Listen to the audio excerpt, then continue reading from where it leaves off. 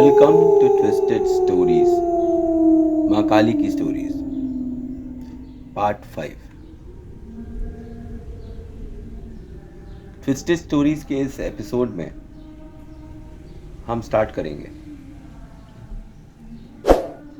अरे कौन है वो? कौन है वो इतनी भीड़ लगाए हुए? माँ काली के मंदिर के बाहर काफ़ी भीड़ लगी हुई थी। बौमा बाबा कर कर कर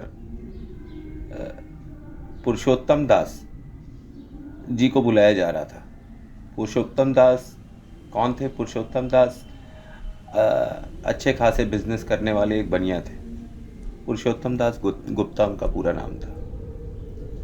पर बिजनेस करते करते माँ काली से ऐसी लगन लगी कि अपने सारे कर्तव्यों का निर्वाह करने के बाद उन्होंने घर का त्याग कर दिया और शमशान के पास बने एक काली मंदिर, जो पुराना उजाड़ काली मंदिर था, उसका जीर्णोद्धार किया और वहीं बैठकर पूजा पाठ करने लगे।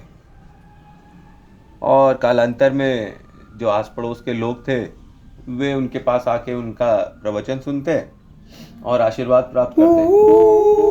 और जिन चीज़ों का लोग पैसा दे रहे थे बाहर, वो वहाँ पे उनको फ्री में सही कर देते। कोई बीमार होता तो उसके सर पर हाथ रख देते, मंत्र पढ़ते तो सही हो जाता। कोई दुखी होता तो उसका दुख दूर करने की बातें करते, सही मार्ग दिखाते। लोगों की भीड़ दिन दूनी रात चौगुनी बढ़ने लगी और आस पड़ोस के ब्राह्मण, पंडित, वाम मार्गी तांत्रिक, उनकी दुकानें बंद होने लगी। सब लोग बोलने लगे कि जब वहाँ फ्री में काम होता है तो तुम लोगों को पैसा क्यों दिया जाए। और छोटी छोटी बातें थी माता की जो वे निसंकोच लोगों को बता देते थे। पैसे से उनको लोभ नहीं था। दिन में एक टाइम खाना ही खाते थे और सारे दिन माता के मंदिर में बैठकर जाप करते थे और लोगों की सेवा कर दिया करते थे जितना उनके बूते पे था। यह सब देखकर आस पड़ोस के लोग का भला तो हो ही रहा था, पर कुछ लोगों का जो बुरा हो रहा था वो तो मैंने आपको बता ही दिया। उन्हीं में से एक अघोरियों में से अघोरी बाबा चंचलनाथ के पास आज सब के सब इकट्ठा हुए थे। उन्होंने कहा अगर ऐसा ही चलता रहा तो हम लोगों की दुकानें तो बंद हो जाएंगी। चंचलनाथ जी, आप हम सब में सबसे ज़्यादा सिद्ध हैं और ये ढकोसलेबाज बनिया वहाँ बैठा हुआ है, फालतू की बातें कर कर कर लोगों को हमसे दूर कर रहा है। भक्तों को हमारे मंदिरों से दूर कर देता है, भक्तों को हमसे दूर कर देता है। हमारे यहाँ तो पैसे पैसे के लाले पड़ने लगे हैं और खुद साला पैसा लेता नहीं है, दूसरों को पैसा लेने नहीं दे रहा है और खुद ले नहीं रहा है। इस तरह चलता रहा तो हम लोग भूखे मर जाएंगे, आप कुछ करिए। तो अघोरी ने कहा कि ठीक है, आज अमावस की रात है और कयामत की रात है। मैं आज ही मंत्र उच्चारण से इस दुष्ट बामा बाबा का अंत कर दूंगा। तुम सब लोग निसंदेह, निसंकोच और निश्चिंत होकर जाओ। बस इतना करना कि जब मैं उसको मार डालूं तो उसके वजन के बराबर मुझे सोना दान कर देना। ये कर सको तो आज रात मैं उसका वारा न्यारा कर दूंगा। सब लोगों ने आपस में राय मशवरा किया और कहा कि ठीक है, उसके वजन के बराबर सोना हमने आपको दिया, पर उसके लिए 110% आपको उसका वध करना होगा। तो कहा तुम लोग निश्चिंत होकर जाओ। रात के 12 बज रहे थे। चंचलनाथ ने अपने योग मंदिर में, अपने हवन कुंड के सामने एक चिर परिचित प्रेत मुद्रा में आवाहन करना स्टार्ट किया। आवाहन करते ही एक योगिनी प्रकट हुई। बोली, चंचलनाथ, किस लिए याद करते हो मुझे? कहा, माता, एक काम है। एक लड़का है यहाँ मंदिर में बैठा हुआ है, उसको उठाकर यहाँ ले आओ। योगिनी ने कहा, ठीक है चंचलनाथ, मैं करती हूँ। कहकर वो योगिनी अंतर्धान हो गई। इधर मंदिर में बौमा बाबा माता के चरणों में गद्दा बिछा के सो रहे थे। खट खट की आवाज से उनकी नींद खुल गई।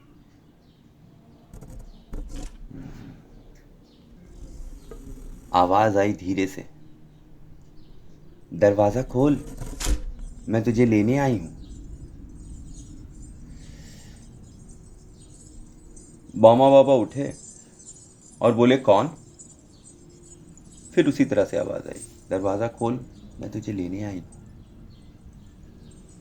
बौमा बाबा ने हल्की लाल रंग की बल्ब की रोशनी जला रखी थी मंदिर में। रात में वो यही रोशनी में सोते भी थे और उनको यही पसंद भी था, और वो कहते थे कि माँ को भी लाल रंग की रोशनी पसंद है। उन्होंने धीरे से दरवाज़ा खोला तो बाहर बड़ी बड़ी आंखों वाली एक औरत, जो उसी तांत्रिक की योगिनी थी जिसने बौमा बाबा को लेने के लिए इस योगिनी को भेजा था, बड़ी बड़ी आंखें फाड़ कर देख रही थी और बोली, चल मेरे साथ, तुझको चंचलनाथ ने बुलाया। तो सामने बौमा बाबा थे, उन्होंने हाथ जोड़ा और कहा, अरे मौसी तुम आ गई। आओ मौसी, माँ ने तुम्हारे बारे में बताया था। बैठो बैठो मौसी, मैं चलता हूँ, बस 2 मिनट चलो, तुम ये बात खत्म कर लो तो फिर मैं चलता हूँ। तो कहा, पक्का? तो कहा, हाँ। अब योगिनी जो थी वो कई दिनों से भूखी भी थी, क्योंकि चंचलनाथ बहुत कम ही भोग लगाता था और जब उसको ज़रूरत होती थी तभी भोग लगाता था। तो योगिनी ने कहा, भूख भी लगी है, भोजन कर लेने में कोई दिक्कत नहीं, भोजन करके चलूँगी। जैसे ही भोजन खत्म होगा, अगले ने वचन दिया है कि वो चलेगा तो चलेंगे। ऐसे कर कर योगिनी वहीं बैठकर भात खाने लगी और बौमा बाबा अपना कपड़ा पहनने लगा। इधर काफ़ी देर बीतने पे भी जब बौमा बाबा चंचलनाथ के पास नहीं पहुंचा, तो चंचलनाथ ने एक एक कर कर अपनी 64 योगिनियों को माता काली के मंदिर में बौमा बाबा को लेने के लिए भेजा। और 64 घंटे बीत गए पर बौमा बाबा नहीं आए। उसको समझ में नहीं आ रहा था आज उसकी शक्तियां क्या कर रही हैं। वैसी शक्तियां जो कभी फेल नहीं होती थीं, आज 64 घंटे के बाद 64 बार भेजने पर भी वे नहीं आए। वे अपना काम कर कर नहीं लौट रही। उसने अपने झोले से 3 कीले निकाले और उन 3 कीलों को 3 नींबुओं पे अभिमंत्रित कर कर आवाहन किया और 3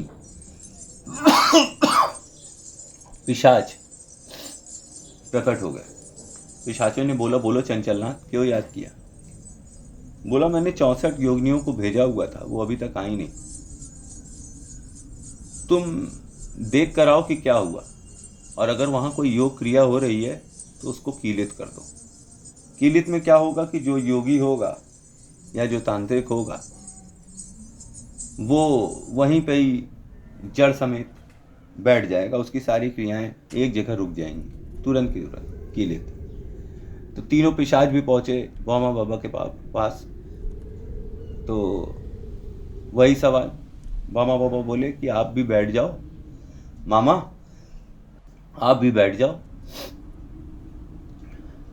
और भोजन ग्रहण करो, भोजन कर लो तो फिर मैं चलता हूँ। आप भोजन खत्म कर लो तो मैं चलता हूँ। इधर जब 3 पिशाच भी नहीं आए तो वशीकरण करने के लिए एक काली गुड़िया से तांत्रिक चंचलनाथ ने आवाहन किया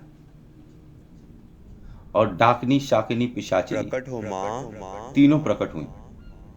तीनों ने बोला, चंचलनाथ, हमें क्यों याद किया है? प्रकट हो माँ। चंचलनाथ ने बोला कि योगिनी भेजी और पिशाच भी प्रकट हो भेजे माँ। और कील भी भेज दिया है। लग रहा है कोई बड़ा झटका हो रहा है। आप लोग जाकर सबको वश में कर लें और उनको फिर मेरे वश में कर दें। यही मेरी इच्छा है। शाकिनी, डाकिनी, पिशाचिनी तीनों काली माता के मंदिर पहुंची तो दरवाजे पे बामा बाबा 3 थाली लिए बैठे हुए थे। कहे, मौसी भोजन कर लो तो चलता हूं। बामा बाबा बच्चों की तरह ताली पीटते हुए बोलने लगा, मौसी मौसी मौसी खाना खा लो, फिर चलूंगा तुम्हारे साथ। उन तीनों ने भी खाने की थाली देखी और कहा, बड़ी भूख लगी है, चलो खा लेते हैं।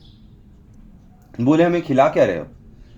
तो बोले बामा बाबू बोले कि मौसी ये माँ मेरे लिए भात बनाती है ना, वही मैं तुम लोगों को दे रहा हूँ। मेरा पेट तो इससे भर जाता है, तो तुम भी पेट भर कर खा लो। ये कहकर शाकिनी, डाकिनी, पिशाचिनी भी भोजन ग्रहण करने लगते हैं।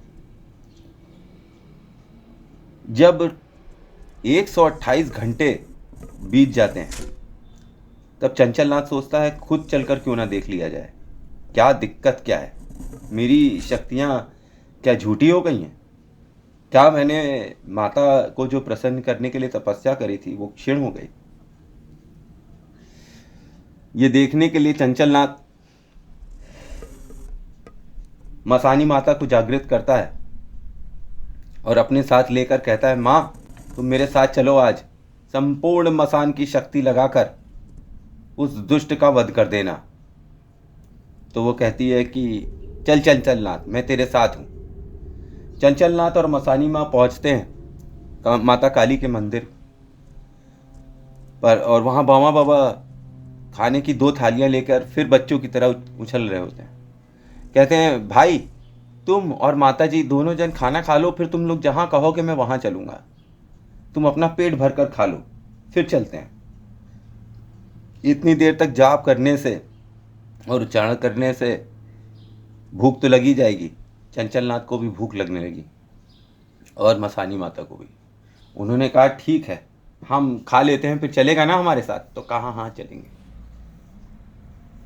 और ऐसा कहने के बाद उन दोनों ने भी भोजन करना आरंभ कर दिया। इधर जब 1 हफ्ता बीत गया तो पता चला कि बाबा चंचलनाथ तो अपने घर पे हैं ही नहीं। अब अघोरी चंचलनाथ की चर्चा ये होने लगी कि वो गायब हो गए, गायब हो गए, गायब हो गए, गायब हो गए। और इधर मंदिर में भीड़ और बढ़ने ही लगी। लोगों ने एक बदलाव देखा मंदिर में। मंदिर के अंदर दीवारों पे 64 योगिनियों की तस्वीरें लगी हुई थी जिसमें वे भोजन कर रही थी। 3 पिशाचों की तस्वीर लगी थी जिस पे वो भोजन कर रहे थे। और तो और शाकिनी, डाकिनी, पिशाचिनी की भयानक तस्वीरों में वे भोजन कर रही थी। और एक तांत्रिक बैठा हुआ था जो शायद चंचलनाथ जैसा ही दिखता था, वो भी भोजन कर रहा था। आज 7 वर्ष बीत गए हैं